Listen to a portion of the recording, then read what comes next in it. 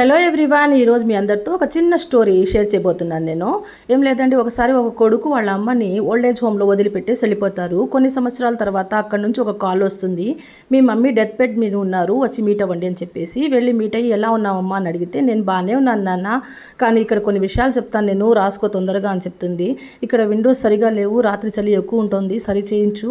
ఇంకా వాటర్ సమ్మర్లో చల్లని వాటర్ కోసం మేమైతే అల్లాడిపోయినాము, ఆ వాటర్ అరేంజ్మెంట్ చేయించు. ఇంకా ఇక్కడ ఫుడ్ కూడా సరిపోనంతగా ఉంది, సో అది కూడా కొంచెం అరేంజ్ చేస్తే బాగుంటుంది అని చెప్తుంది. ఇన్ని రోజులు ఎందుకు చెప్పలేదమ్మా నాకు నువ్వు అంటే, ఇవన్నీ నా కోసం కాదు నాన్న, నేను జీవితంలో అన్ని కష్టాలు చూశాను, సో నాకేం ప్రాబ్లం లేదు, బట్ నేనైతే నేను అల్లారు ముద్దుగా చూసుకున్నాను, సో ఇవన్నీ నువ్వు సహించలేవు, ఫ్యూచర్లో నీకు ఈ పరిస్థితి వచ్చినప్పుడు నువ్వు తట్టుకోలేవు నాన్న అని చెప్పేసి చెప్తుంది. చూడండి, డెత్ బెడ్లో కూడా తల్లి తన కొడుకు తన పిల్లల యొక్క మంచి కోసమే ఆలోచిస్తూ ఉంటారు.